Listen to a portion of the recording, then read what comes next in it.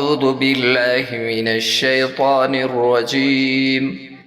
بسم الله الرحمن الرحيم. ويحق الله الحق بكلماته ولو كره المجرمون. فما آمن لموسى إلا ذرية من قومه على خوف من فرعون وملئهم أن يفتنهم وإن فرعون لعال في الأرض وإنه لمن المسرفين. صدق الله العظيم. والسلام عليكم ورحمة الله وبركاته.